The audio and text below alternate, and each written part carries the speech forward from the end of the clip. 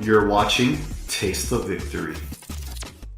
Hey everyone, we got more Booster Set 7 gameplay for you guys, and this one is going to be Yellow-Purple Hybrids, Yurple, that was showed off in a deck profile earlier. You can click the top right to see that list, versus Lilithmon Loop, and this is the new loop for Booster Set 7 that has the Cerberusmon package, which is Cerberusmon and Cerberusmon Werewolf mode. You can now loop them around and get even more advantage off of that with Lilithmon. So our opponent goes first. They Digivolve up to an Eismon. It's important to note that unfortunately that wasn't an Eismon Scatter mode, which is the one that when deleted lets you draw 3, trash 2. So he just kind of, I'm assuming, doesn't have a good opening hand going into that Eismon right away. Instead, we go ahead and play Zoe for our opening turn, and we grab Jet Selfiemon, which is very nice because we want to see that early to be able to start Digivolving for 1 and recovering. Unfortunately, we don't have a level 4 hybrid to Digivolve into over Zoe first to start doing stuff. So we're going to go ahead and play our 1-off Reinforced Memory Boost since it was limited.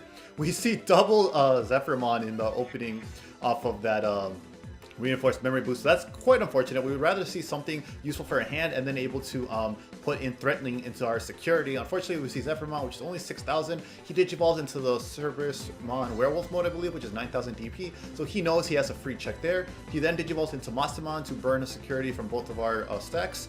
Then he gets to play a level 4 or lower Digimon for free out of there. And that is going to be Eismon, since at the time that was his only one in there. Which he, I believe, trashed off of the security burn too, so that's really convenient that it worked out for him. You go ahead and Digivolve into Jinkakumon Promote, because when Digivolving over level 4, it can Digivolve for only 1, so that allows him to choke us at 1 memory, despite the fact that we have the Reinforced Memory Boost, because he knows that we probably don't want to be spending it that early. As we look at our security though, it looks a lot better now, because we got 2. It's important to note that the great thing off of Zoe and TK is that they let you look at your security and you can play around based on what's in there now. And we have 2 Wyvern's Breaths in there just off of the start of the game. So that is amazing, great luck right there. We see they hit the first one. I'm going to go ahead and delete the Mastamon, I believe it was in this gameplay. Punishing the Cerberusmon probably would have been better instead, just so we couldn't loop it, but I just wanted to get rid of the bigger body off board so we can't also keep chipping away at security like that. And then if he's not able to answer up quickly enough, we might be able to respond through battle. He does play the other one, the Cerberusmon Werewolf mode, which lets him delete the other Cerberusmon and gain back 9 memory, which means he gets to play it for free. And it does have Rush, so he can keep chipping away if he wants to attack with it, but he might not want to risk losing that body, so he can go Digivolve up to his Lilithmon instead and stuff like that. He has 10 in trash, so he's going to use Jack Raid to gain 1 memory, which lets him go into Eismon Scatter mode. So this is the one talked about earlier. Unfortunately, it is 2,000 DP, so he does not get that effect off. We hit the Wyvern's Breath, which is amazing. That's the second one that we saw earlier, so that does get to hit the Cerberusmon Werewolf mode, so he can't Digivolve up to his Mega and get any more looping shenanigans for this turn. He goes ahead and passes turn with the Analog and grabs the Gazimon, which is good since we do have the Reinforced Memory Boost out, so that's good for him to be able to stop it. I'm just going to go ahead and spin that now in case that thing comes out soon, so we actually get value off it instead of just being a dead card then. We Digivolve into the Kazimon we drew, we then Digivolve into Jet Selfiemon for 1 since there is a Tamer in source. That also lets us recover 1, and let's hope we hit something good off that. Check security, he just hits a Labramon, so Jet Selfiemon will be okay. Zephyrmon lets us Digivolve over a Tamer for only 2. So we're gonna go down to 1 memory off of that Digivolution until the end of the next turn. All of our security Digimon get plus 3,000 as well, so that'll be useful there. We Digivolve for 1, putting us at 3 security, being able to recover again off of the Jet Selfiemon's Digivolving effect. So that is great. After that deficit, we're already back up to even security of 3. Here I'm debating what to play next, because we have a huge Tamer heavy hand right here, which isn't very optimal if we don't have any hybrids to go into it with.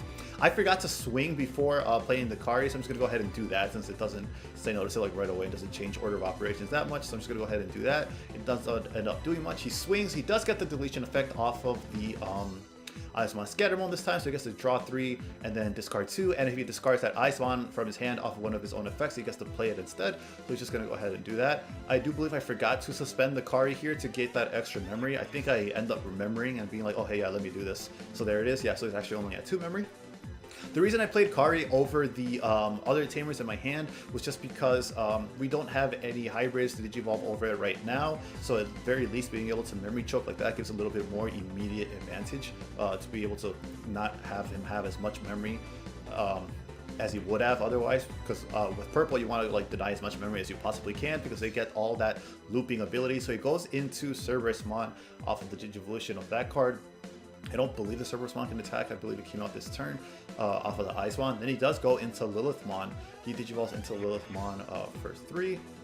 grabs back 2 Jack Rays, and I believe that'll pass it back to us at 1 memory. We're gonna go ahead and draw, and we see another Wyvern's Breath. So here I'm just debating again. I don't want that on the field, but first let's go ahead and swing at security. We're really lucky with our security checks here. Not a single Jack Ray, nothing that can stop us. But here I'm debating, do we just go into the Mega? Because that at the very least guarantees us 1 extra security than we do because of Dynasmon's effect. Dynasmon, when a security card is removed from the stack while you're at 3 or less, you get recovery +1. So technically we are at 1 more security than we have right now if you go into that, but I'm worried about that Lilithmon being out and being able to start doing the loop shenanigans. However, the only way you could remove it with this hand currently is with Wyvern's Breath, so that is giving them a lot of memory.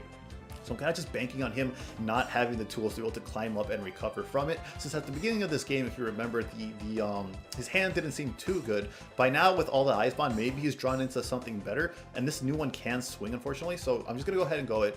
Risk it, since we're both getting kind of low on our deck count anyways. He plays another Analog Boy, and that is an all-option Analog Boy. So that is really unfortunate. All of that goes to the trash instead of anything that'll benefit him in the hand. It's only 1 Jack Ray, so he hits the other one. He's bottom deck 2 now. However, we saw that he grabbed back the other 2 with Lilithmon the other turn, so he is able to go back. I believe he's at like 30 cards in trash now, did we just see? So he's getting back a ton of memory off of this. He goes into werewolf mode off of that, and then goes into Lilithmon off of that, so it's able to grab back 2 more Jack Rays with her effect, her when digivolving effect. So now it's able to loop even more stuff. I'm assuming he's going to start Cerberus looping here somehow. Yep, he goes back up to 7 memory. He goes into the Omnimon Sword, so that's really cool. He trashes the absolute last of his deck, so he has to go for game here and try to win it this turn. With the Cerberusmon Werewolf Rush ability, he is able to do that potentially if he's able to loop it enough, which is the new goal of Booster Set 7 Lilith Loop. He plays, looks like he decided against the Jinkakumon promote that was about to come out, and he plays 2 Cerberusmon to be able to do that loop shenanigans with the Rush Digimon. If he swings at security here and he's able to loop 2 of the Cerberus Werewolf modes, that would be game here. It looks like, but then you also have the fear of what could be in security, so you maybe also control board. But the problem is he is at 0 cards in deck, so he will deck out and lose next turn, so he has to win here. He swings into the Jet Sylphimon to get that off the board. He brings back the Lilithmon with its effect, but unfortunately Omnimon Sport's effect does not delete anything since I don't have an unsuspended Digimon.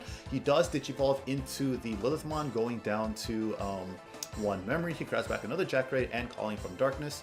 He Jack Rays for 3 memory up until 6 memory, which is insane. All this stuff, it's like he's playing Yu-Gi-Oh over here. I'm just watching with no hand trap, you know. He plays Calling from Darkness to grab back 2 more cards.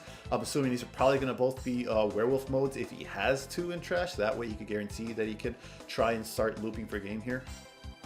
He's going to get rid of the Omnimon Sword. He's deleting that because Calling from Darkness, what it does is delete 1 card on your field, and then you could grab any two purple cards from your trash. So he's deleting the Omnimon Sword that it's done its job and can't swing anything further to be able to grab back, it looks like, a Mastemon, because then maybe he could Digivolve into it with all the memory he has, burn a security, swing with something else, and a werewolf mode. There it is. Yeah, so he's grabbing those back. Looks like he's suspending his analogs to get another 3 memory off that. All the crazy memory manipulation in the new Lilith Loop deck is insane. So he's doing that. Now he has the ability to be able to play a werewolf mode that would delete that, gain back 9 memory, which means he's playing it for free. So he's still at 10, and these have Rush. Werewolf mode has Rush, so he's able to swing with this. And then unfortunately, first check, Schwartz, which deletes level 5 or lower Digimon on your opponent's side of the field for every Tamer and Hybrid you have out. I have 2, so if he had even 2 Cerberusmons out, they would have been deleted as well. So that puts a huge hole.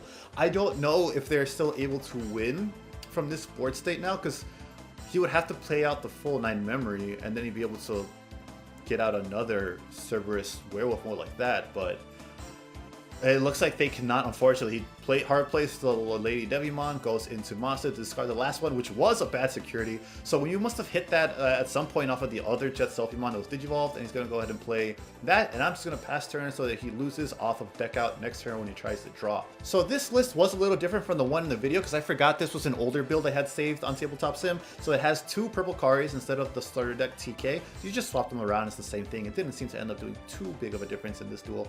But that was a really insane duel, because I hadn't played against Lilith Loop until this game, so like, wow, does it become so intricate in Booster Set 7. We're lucky we were able to recover up to a point where he had to make hard decisions of when to swing and when not to, which basically led to decking out. So man, it's a really crazy deck.